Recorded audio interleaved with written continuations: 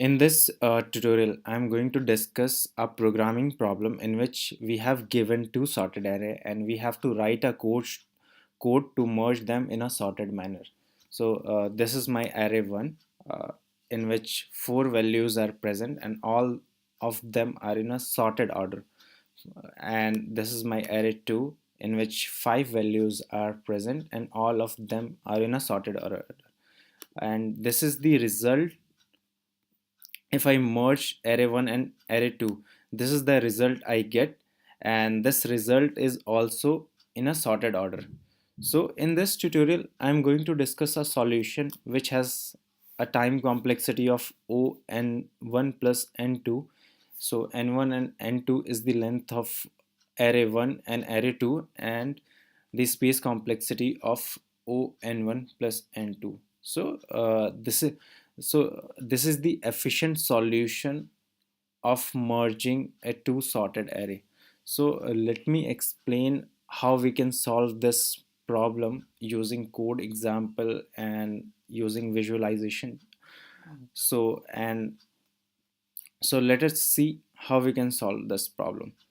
So this is my merge method in which I have taken two argument array 1 and array 2, and in this code I am merging two sorted array into third array which is also a sorted array. So let's see how we can do this.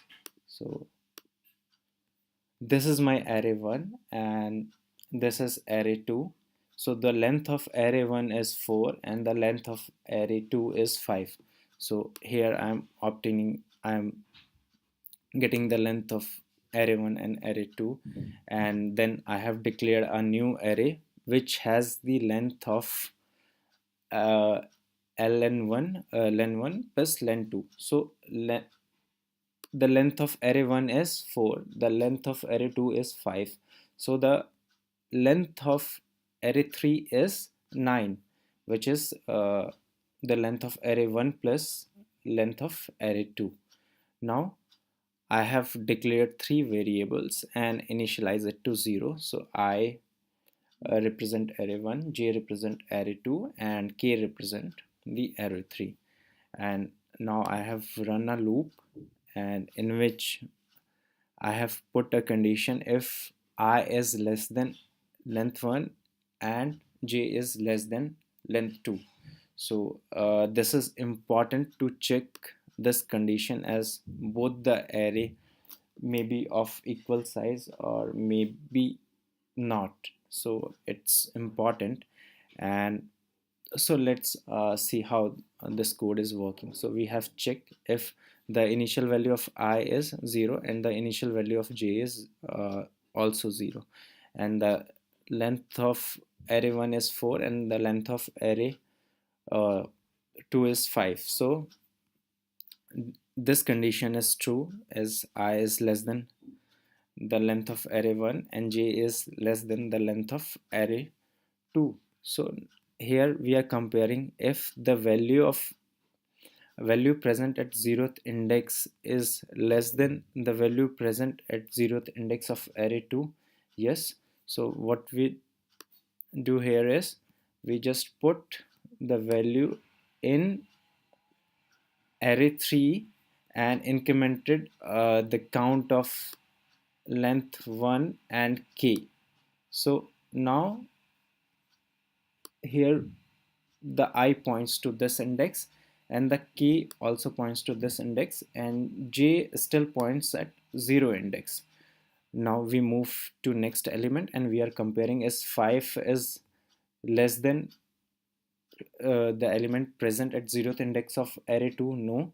So we go into this condition and we copy 2 here and incremented the value of j now points to uh, index 1 and k points to index 2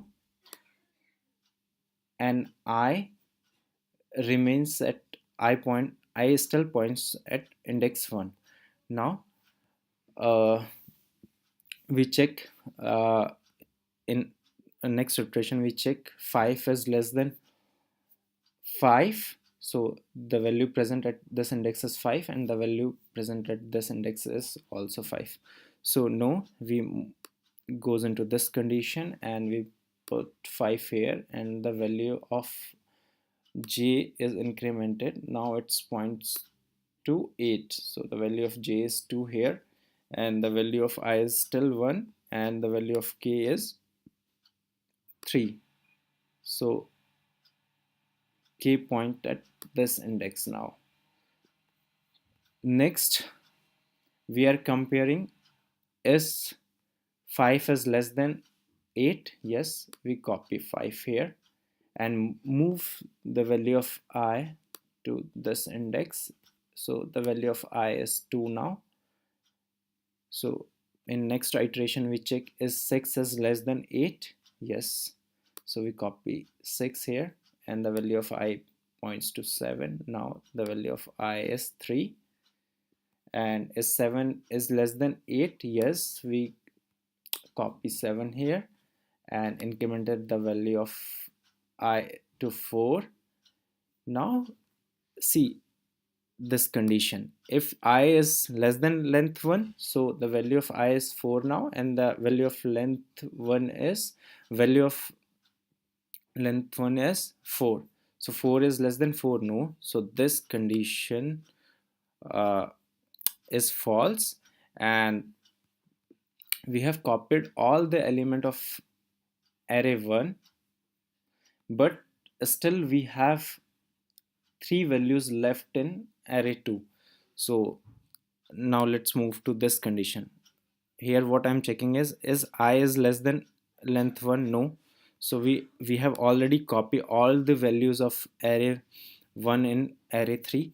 Now let's move to this condition. So is the value of j is less than length 2? So the value of j is 2 and the value of length 2 is 5. Yes, we have still 3 values left in array 2 which need to be copied in array 3. So what we do here is we simply copy all the values of array 2 into array 3. So we put 8. Now the value of k is incremented and also the value of j is also incremented. Now we copied 9 and then we copied 11. So in this way we have merged two sorted arrays and the result we get is also a sorted array. So if you see 1 2 5 5 6 7 8 9 11, so which is also a sorted array. So another way to do this merging is to just merge the two arrays into third array and then you can sort the third array, but the time complexity of this approach is O n log n. So which is not very efficient. So this approach is efficient one, and after that we have written the result. So let me hide this, and here is my main method in which I have declared two arrays, array 1 and array 2, and I have passed these two array in merge method, and once I get the result, I have run a loop and printed the result. Let me run this code, and if I run this code, see the output. So we get the following output. Let's change so let's put 12 here, and now let's see the output this time,